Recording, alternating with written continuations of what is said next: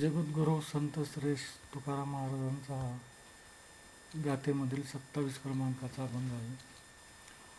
आहाच वाहात आता वरी दोन्ही न लगा गडनी आम्हा तैशा. बेहू नये तेथे भेडसावू कोणा आवरुनी मना बंद द्यावा. तुका म्हणे काही अभ्यासा वाचूने नव्हे हे करणी भलतीची. संत श्रेष्ठ तुकाराम महाराजांनी आपल्या स्थितीचं वर्णन या अभंगातून केलेलं आहे. संसारिक आचरण करत असताना आपल्याला आपली स्तुती करणारे लोक आपल्या भोवती भरपूर जमलेले असतात. आहा वाहा याप्रमाणे आपल्याला ते आपल्यासमोर स्तुती करत असतात. त्याप्रमाणे आपण काय करत असतो, त्याच्या अधीन होत असतो आपण आणि भौतिक वस्तू प्राप्त करण्याच्या पाठीमागे धावत असतो. आहाच वाहाच आता वरी दोन्ही न लगा गडनी आम्हा तैशी. परंतु आम्ही आनंद घन स्वरूपाचं जे रहस्य आहे ते आम्हाला प्राप्त झाल्यामुळे आम्हाला कुणी आहा केलं, वाह केलं किंवा नाकारलं तरी आम्ही त्याची चिंता करत नाही. आम्ही त्याला बळी पडत नाही.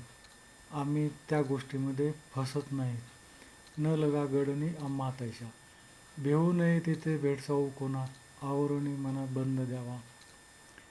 आता आम्ही भेतच नाहीत, कोणत्याही गोष्टीला भेत नाहीत. त्यामुळे आम्हाला कुणी भेडसवण्याचा प्रयत्न बी करत नाही आणि आम्ही कोणाला भेडसवण्याचा प्रयत्न करत नाहीत. कारण की परमेश्वर आमच्यामध्ये आनंदघन स्वरूपाचा परमेश्वर आमच्यात लीन आहे आणि त्याचा जो आनंद आहे सातत्याने आम्ही मनाला बंद करून, मनाला आवरून तो आनंद प्राप्त करून घेत आहे. भेऊ नये तेथे भेडसावू कोणा. इथं कोणाला भेडसवायचा प्रश्नच येत नाही आणि भेण्याचाही प्रश्न येत नाही. आम्ही आमचं मन हे बंद केलेलं आहे. या परमार्थिक वस्तूपासून आम्ही आमचं मन बंद केलेलं आहे आणि ह्या आनंद घन परमेश्वराचं रूप निजरूप आम्ही सातत्याने सेवन करत आहोत. तुका म्हणे काही अभ्यासा वाचून नव्हे हे करणी भलतीची. आता प्रश्न असा उद्भवतो की हे परमेश्वर आनंद घन स्वरूप आहे. महाराज सांगतात, तुकाराम महाराज सांगतात, संतांनी सांगितलं. हिंदू धर्मामध्ये, शास्त्रामध्ये, प्रत्येक धर्मामध्ये हे सांगितलेलं आहे. परंतु याचा अनुभव कसा घ्यायचा? अनुभव येत नाही. ज्याप्रमाणे पंचपक्वान्नाचं ताट जर माणसाला खायचं असेल तर पंचपक्वान्न आनंदघन परमेश्वराचं आनंद आपल्याला हवा असेल तर एक माणूस आहे, त्याच्या ताटामध्ये अखाद्य वस्तू गच्च भरलेल्या आहेत. बरोबर आहे?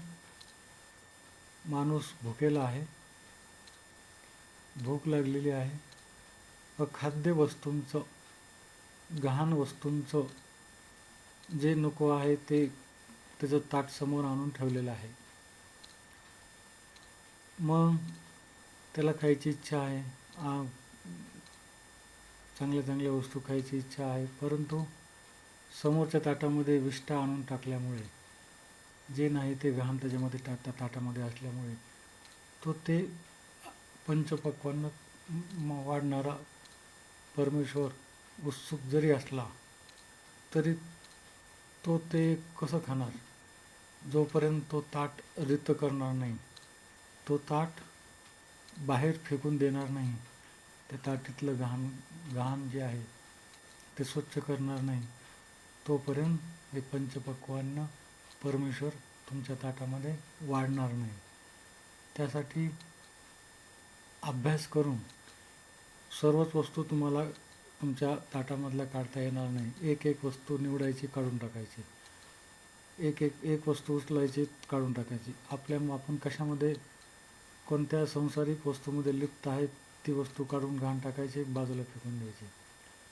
असं करत करत भौतिक वस्तू, भौतिक इच्छा, भौतिक आकांक्षा, भौतिक दुःख, भौतिक सुख सर्व त्या ताटातून काढून परमेश्वर आपल्याला वाढण्यास इच्छुक आहे.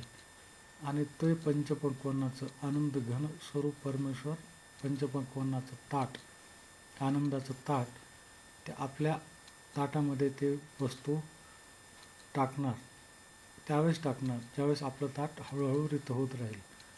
आणि हे एकदमच शक्य होत नाही. एकदमच ताट बाजूला फेकून माणूस राहू शकत नाही. ताटातल्या सर्व वस्तू बाहेर फेकून माणूस करू शकत नाही. त्यासाठी अभ्यास पाहिजे. मग अभ्यास हळूहळू करायचा. एक वस्तू टाकायची, मग बघायचं कसं चांगलं वाटतं का, यस. मग परमेश्वराला मागायची गरज नाही. परमेश्वर तयारच आहे, बसलेलाच आहे त्याचा आनंदी निज स्वरूप दाखवून. एक वस्तू टाकली की लगेच तिथं आनंदाची वस्तू निर्माण होते. माणसाला आनंदाच्या लहरी निर्माण होतात. याप्रमाणे तुका म्हणे, काही अभ्यासा वाचवणे नवे हे करणे भलतीचे. त्यासाठी काही करायची गरज नाही. अभ्यास करा. अभ्यासाने हळूहळू हे शक्य होऊन जाईल आणि परमेश्वर, आनंदघन स्वरूप परमेश्वर तुमच्यात समाविष्ट होईल.